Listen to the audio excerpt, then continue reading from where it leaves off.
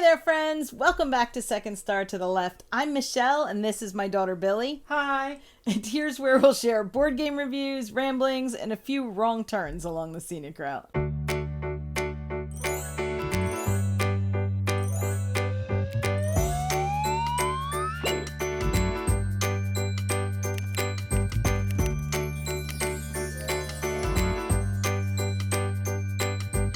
We're back. I have had a very busy 2 weekends in a row of game conventions, which was a ton of fun. During which I played Baldur's Gate 3 pretty much non-stop. But we are back and we're going to catch you up on everything. And today we're going to talk about GenCon. I'm going to talk about some of my favorite moments of GenCon. And we're going to talk about the ridiculous amount of games that we brought home. I will let you know which games were gifted to us, which games were purchased, and which games I ordered on my phone while I was sitting at GenCon. I guess it still counts as a GenCon game? It counts as a GenCon purchase. I was sitting at a table in GenCon playing. I just couldn't get it at the convention. Okay. We'll get there. So let's start by saying when we left here Wednesday morning, very early, I was well-intentioned. You should probably clarify, when you say we, you don't mean me. Oh, I don't mean Billy. No, Jim and I went. My husband and I went. Billy stayed home. And we left at 6 o'clock in the morning. Because a 10-hour car drive seemed crazy to me. It's a little crazy. And I thought, you know what would be great? If we vlogged GenCon. Do you know how long that lasted? 10 minutes? No, I did take some video from the car. That was it. So I will show you my teeny little GenCon vlog.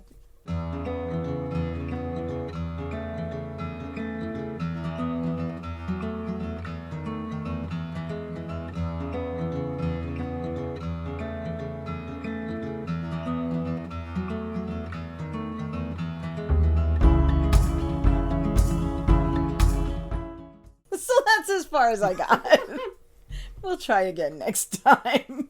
So yes, it took us just about 12 hours to get out there, including stops and snacks and just stretching our legs so we didn't kind of strangle each other in the car. Meanwhile, I was comfortably at home having some snacks.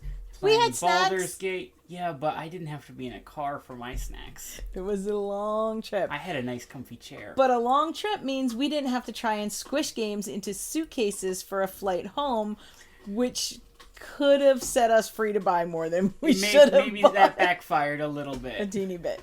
So we got there around dinner time, maybe a little bit after. We got settled into the hotel and we were pretty much wiped out.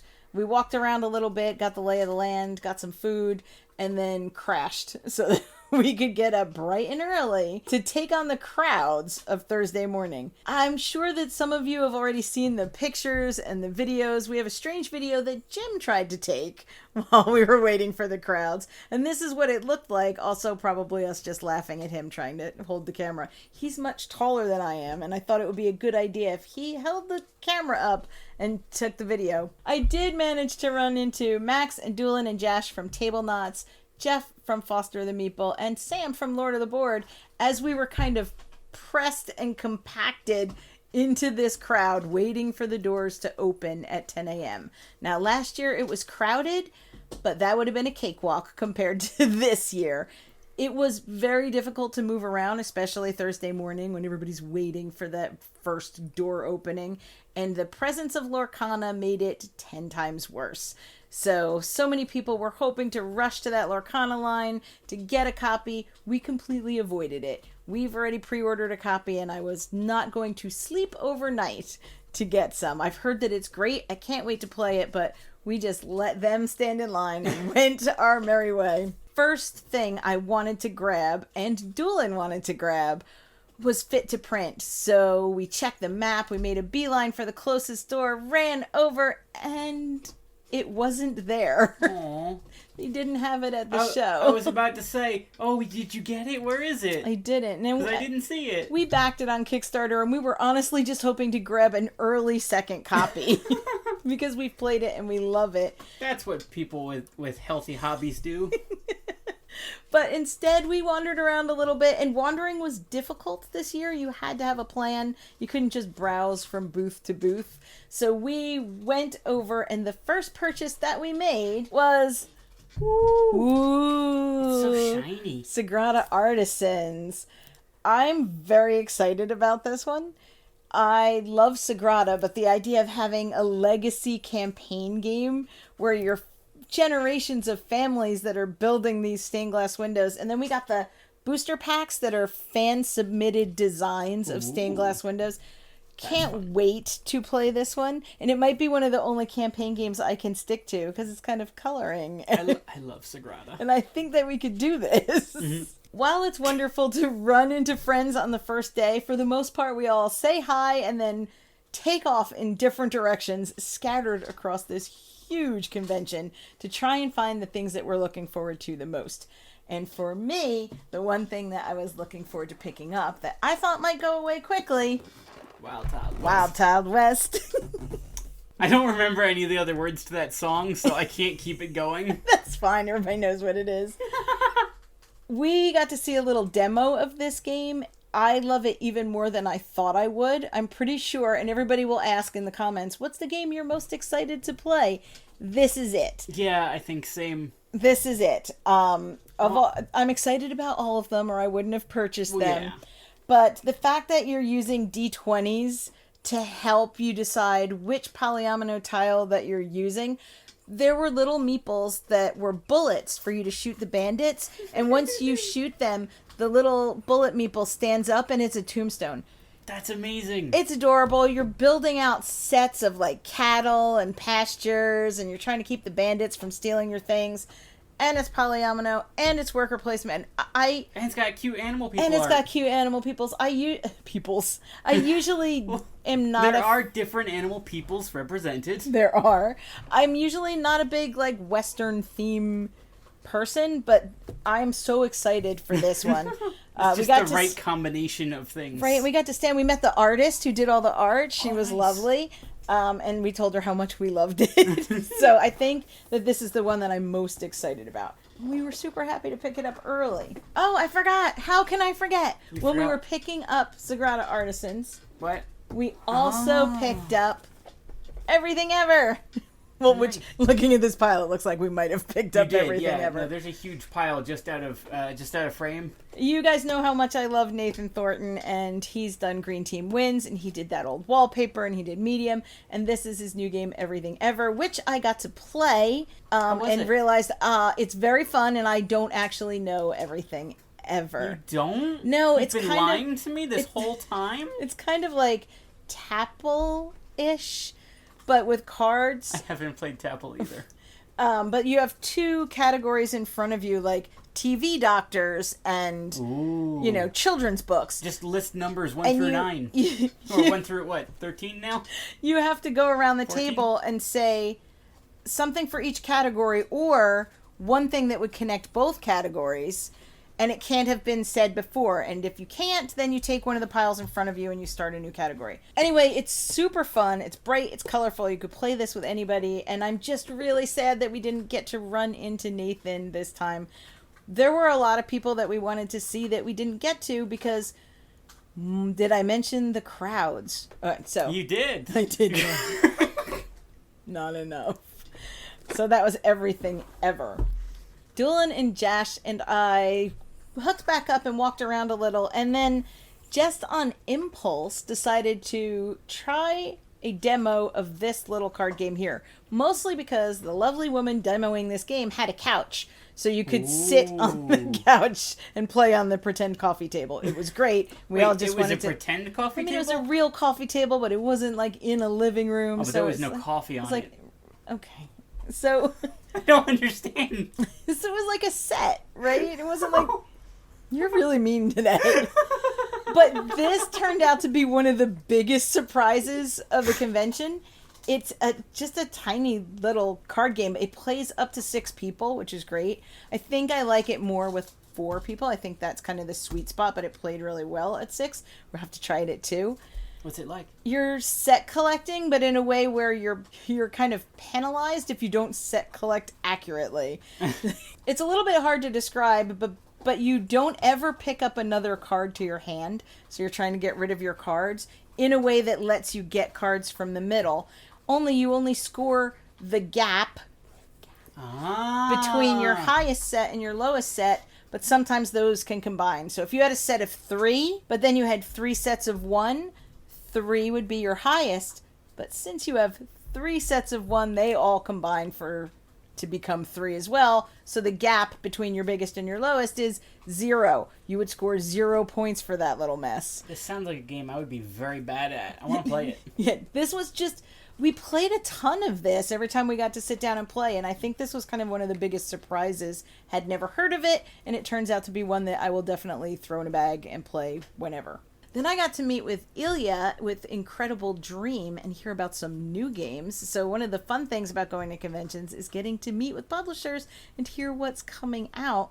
It's even more fun when they turn out to be your friends. It's even more fun when they turn out to be your friends. But we got to hear about Kinfire Chronicles, which is this huge, gorgeous campaign game I showed you the pictures of, which is beautiful and looks really fun, but might be something that doesn't get tabled as much for us. However, there was a card game co-op version. It's called Kinfire Delve that looks spectacular, and I showed you the art for that. I showed you the cards. So now we are very excited for Kinfire Delve. And secrets, there are 2 upcoming things coming. Can you one say is this? called Boundless Stride, and I will put the link so you can pay attention to the Kickstarter when it comes. And I showed you some of the kind of preview art for this as well, where it's going to be a little bit of area control and you're moving according to how those little discs can connect across the board. It looks fantastic. It's cute little critters. Very excited about that. And another one, which I will talk about a little bit later. The next thing I picked up for Billy. This is the one that was on your list for Most Wanted. And that is Thunder Road Vendetta. We actually don't own a racing game. Unless you count New York Zoo. I mean, New York Zoo is a race to complete something, but it's not a racing We don't have game. any games where the theme is racing. Oh, except, no, we do. The horse racing game. Oh, yeah, Long Shot. I'm bad with names. Long Shot. But still. No car racing games. So I picked this up, and no, we did not get the fancy chrome version. But we did get all the little upgrade bits and bobs from the booth. Bits and bobs. And I'm not sure that this is going to be a game that we play, constantly. So I think this version will be good for us. It'll be fine. And if I decide that this is our favorite game in the entire world, you know me, I will go get the other version. Absolutely. But super excited to try this one. This road is paved with bad intentions. That's what it says there. That sounds right. We got to have lunch with Jash and Doolin, and Sea Salt and Paper came out on the table then. I don't think that we got to play it at lunch, but it was being taught so that everyone would know how to play it. Just taunting people with it. Yeah. Here's these beautiful cards. Ah, not for you. Then we managed to have dinner with Jeff and Jamie from Foster the Meeple and Tyler and Ilya from Kavre. And I think some of my absolute favorite moments of this convention are the times when I get to do that, to sit and have lunch with my friends or dinner, or just to sit down and play. And we'll talk about some of those that come up later. But the convention is so hectic and so crazy. And despite your best intentions, if you don't actually schedule a time and pin it down, you are not going to be able to see your friends. You're not going to get lucky and run into them for the most part. I did run into some fun people. Immediately contradicting yourself. Right, but for the most part, if you want to spend time with people, hanging out and playing games, you really need to schedule it because everybody's just going in a million different directions. Friday was a day for checking things off of our list. That list I made of the top 10 games we're so excited for, Friday's the day I set out and went to get them. So I got in line and I picked up Forest Shuffle, which was probably one of the top ones on my list. It was up there. It's so pretty. It is beautiful, and you're just trying to create the best flora and fauna in the forest with kind of building out a tableau in front of you. Haven't gotten to play it yet, but I did take it all out and read the rules, so this one's going to get played early. I also managed to get a copy of Spellbook, which is the new Phil Walker Harding game. I was very excited to get this, and as I'm in line, just standing in this like little queue, I hear them yelling, "We only have 10 left! We only have 9 left!" And I'm counting all the people in front of me to try and figure out what they might want and thinking, please don't take my games. Does that look like a spellbook kind of person? And then a strange thing happened. I noticed that there was Disney Dixit, which was like the anniversary edition Disney game. And, you know, we haven't played Dixit in years. I've often thought maybe we should get it again. We actually gave it away at one point. Mm-hmm. So I texted Billy and I said, do we need Disney Dixit? Tell me that we don't need it. We need it. Clearly Billy did not say. I said we need that we it. don't need it. Because we do. But I got this beautiful copy of Disney Dixit, and it came with a free Stitch meeple. So I was very excited and very happy for the rest of the morning. On Friday, I also hit one of the busier booths at the convention, and that was the Oink booth, so that I could snag a copy of Tiger and Dragon. By that time, it was kind of one person per... one copy per person, and you just had to be lucky enough to get there. While I was there, I grabbed an extra copy of Scout. Yes, we already have Scout, but I needed this one for work. In case we break out into spontaneous gaming. I have not played Tiger and Dragon yet. I took it out. I looked at the beautiful tiles. I was really surprised that it was this big. I don't know why I was. I don't know how I thought they were going to put, like, Mahjong-style tiles into the Scout-size box. Shrink wrap. But it looks really great, and can't wait to try this one. I have no idea how it works or, like, what genre it is. But it looks very pretty. Part of the fun of being at Gen Con is getting to run into people, even though you can't plan it. And one person that I got to meet was Taylor from Taylor's Trick-Taking Table. I was standing next to him, kind of giving him the side eye, you know, that like, do I know you? Is that who I think it is? Is that who I think it is? Am I going to look like a complete fool? But he kind of looked at me and was like, I think I know you, which made my day. He was very kind. You're and famous. He was very kind, and we chatted for a little bit and talked about what games we saw there and what we were looking forward to. It just made my day. He said very kind things about the channel, and, you know, sometimes just like a few kind words can really make a difference. So, you know, thank you. And if you haven't checked out his channel, I'll put all the information down below. One of the meetings that I was looking forward to the most was Rock Manor Games, because right before we left, Billy and I discovered Maximum Apocalypse is an amazing game. We should have known that already, and we already knew we liked Merchants of Magic. But that said, we got to meet with them. Doolin was at that meeting with me, so it was fun to have somebody there. We are incredibly excited because there is a new Merchants of Magic expansion coming that kind of combines elements of Set a Watch into that roll and write world. Cannot wait. Very excited. We will also be letting you know about some more releases coming up, and there will be some more Maximum Apocalypse coverage on the channel coming up soon. When I keep saying this, and I know it's kind of redundant, but the best part about this is getting to hang out with people that you don't always get to hang out with, and sometimes you have to drive all the way to Indianapolis to hang out with people from New Jersey. If you've watched this channel at all, you know that I am a huge fan of Button Shy Games, and Friday night they had a little meetup up in the open gaming room, and I got to hang out with Jason Tagmeyer and with Long, and... Because you're cool. Something like that, and play some games. We played Sea Salt and Paper, we played Lacuna. I don't think I played a Button Shy game when I was up there that night. Disrespectful. Wow. We got to meet Dustin Dobson, who made Skulls of Sedlec and Rove, and I was wearing my Rove shirt like a complete geek. Just kind of fangirled out, make sure I got this picture. But we also got to test out a new party game that he's working on, so that was exciting. And I just got to hang out and play games with these guys all night. It was fun and enjoyable. I got to meet some other people that are big, huge Button Shy fans like I am. That was one of my favorite parts of the night. Saturday, I decided to be a big chicken and not go on the convention floor at all because it was going to be the most crowded day. So I thought, I have since heard that Saturday was pretty chill because there were events going on all outside the convention. I've heard it's all right for fighting. Okay. Well, and also because I think everybody thought Saturday... I'm ignoring you. Everybody thought Saturday was going to be crowded, so they kind of avoided it. But that said, I spent Saturday playing games and going to meetings and generally just relaxing and having probably the most fun Saturday that I've had at a convention. I did get to meet with AEG, and they were kind enough to gift us some games, including one that brings out my inner Leslie Knope. This is waffle time. He's just making waffles with like fruit and syrup and whipped cream. Delightful. Right? This just looks so chill and wonderful, and who doesn't love waffles? Bad people, probably. We also got a few other games from AEG. One was Number Drop, so this will be included in our next Roll and Write segment. It's like Sudoku Tetris. Yeah, it's like Sudoku Tetris. So this one looks super fun. We got Deep Dive, so we can play with the penguins. And we got Point City, which is the successor to Point Salad. So I'm kind of excited to try this one out. So thank you to AEG for those. You'll see more content on those as we start bringing everything to the table. I actually sat down and played a ton of games on Saturday, which was fun. We played Tapple, which we hadn't played even though we own, because if we bang on our table here, the dog will bark and no one can play a game. He gets very freaked out about sudden noises or clapping or banging.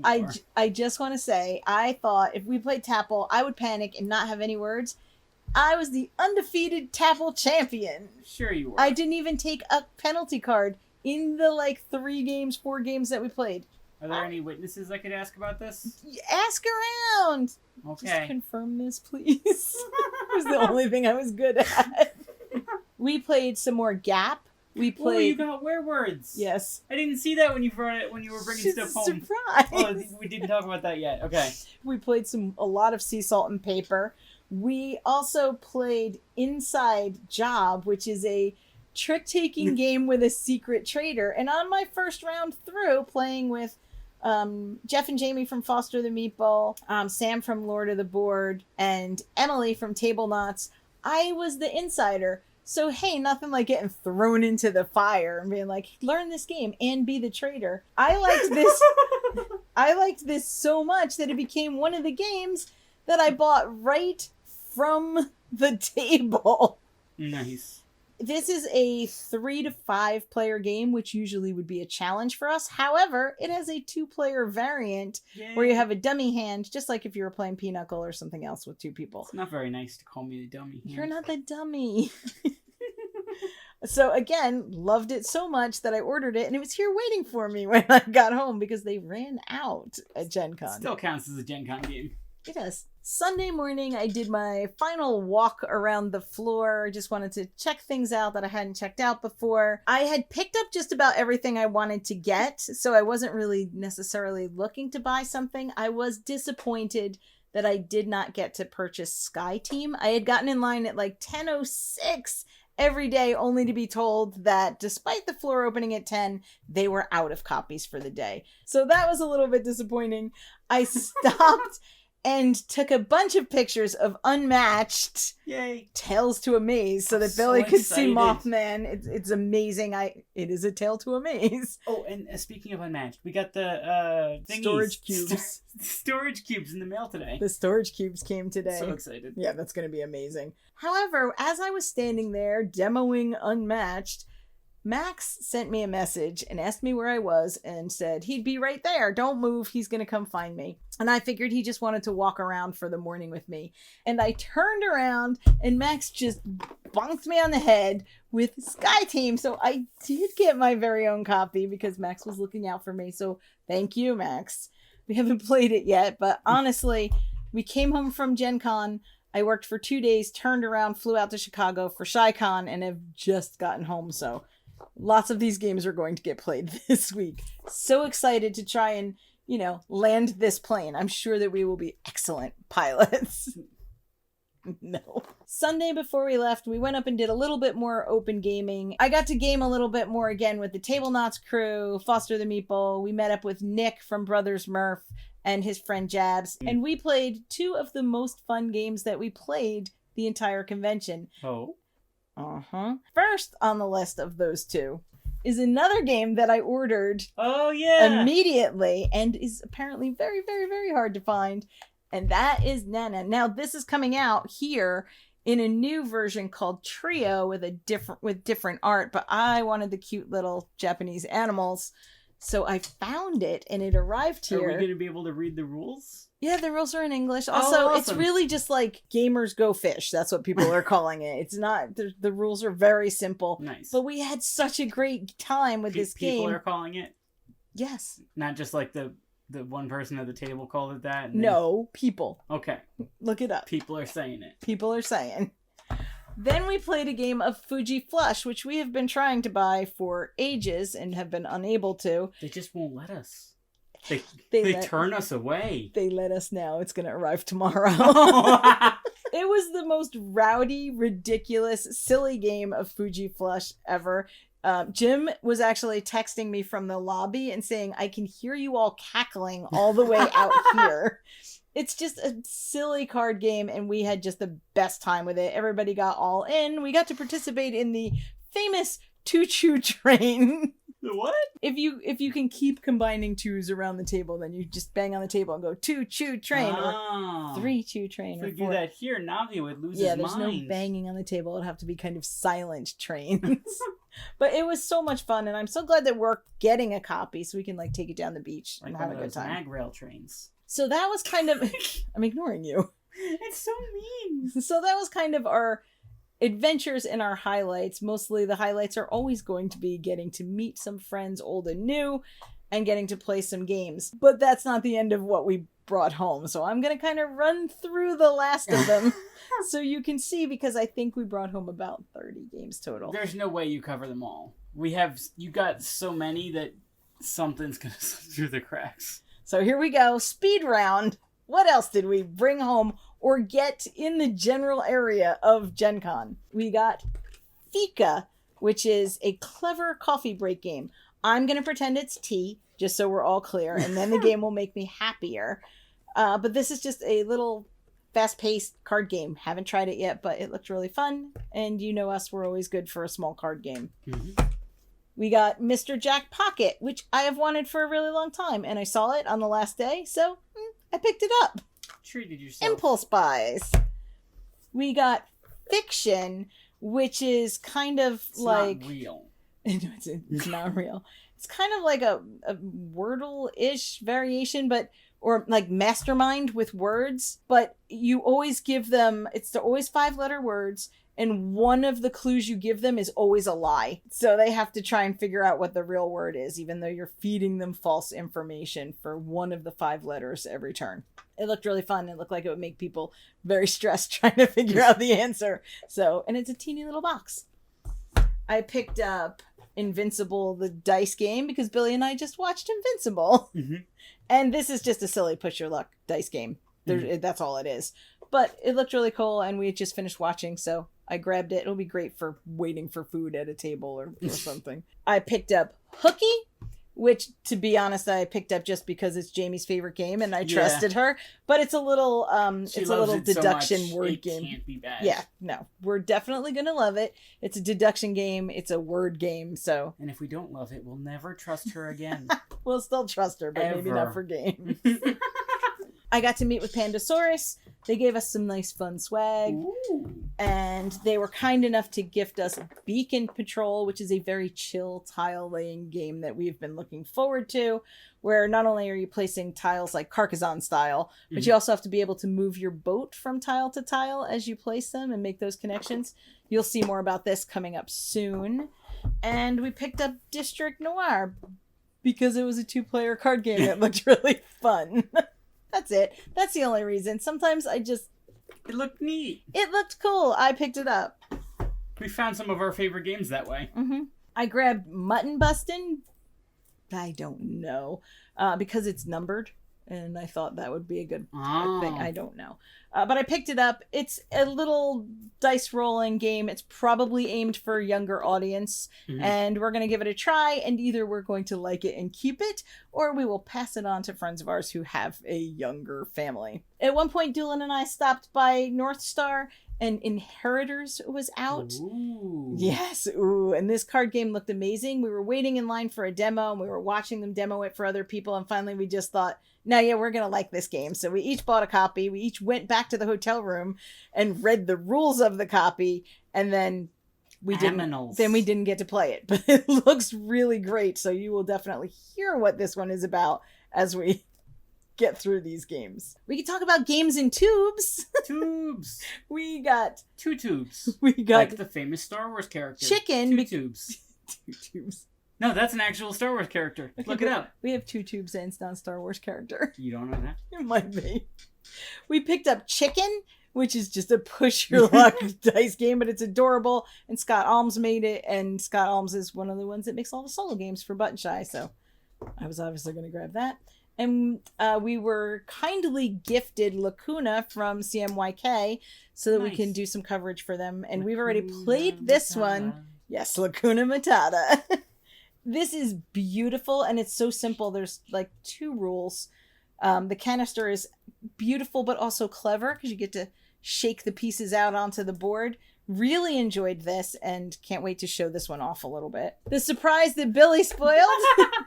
Picked up Where Words. Woo! I've been looking at this for like 4 conventions, so I finally just was. I was like, yeah, we're just gonna get it. Yeah. No idea when we're gonna play it, but yeah, we're just gonna have this one. It's a little deduction word game in the werewolf universe, One Night Ultimate Werewolf universe. Yeah. So, like I said, by this point in the convention, I was just picking stuff up. The last two, and unless there's some we'd like missed or dropped. And these were not specifically Gen Con, but were here when I got home, so I'm counting them. One of those is Cosmoctopus, nice. Which we backed on Kickstarter. I'm so excited about this. Right, it's just amazingly gorgeous. And it's by Henry Audubon, who did Parks, so I'm kind of interested to give this one a try.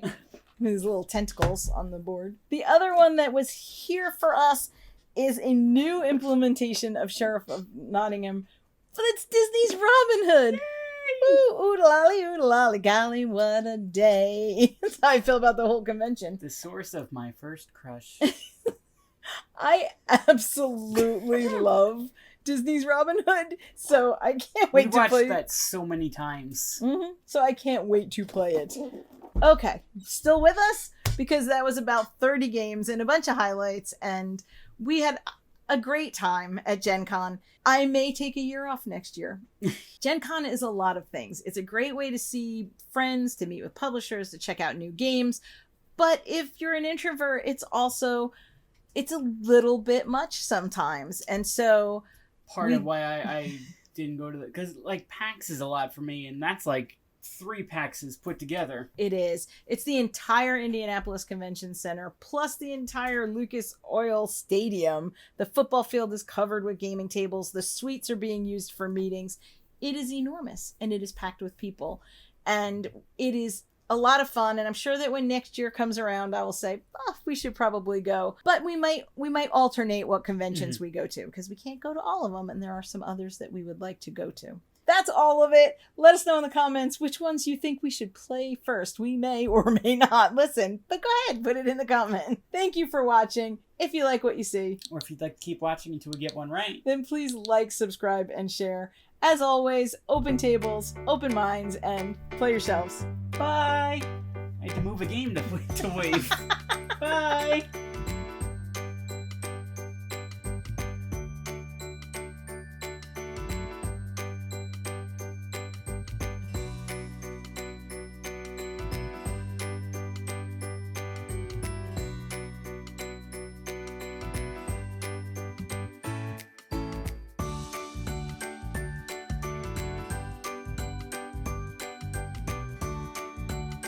You bumped my hand with your waving. Did I?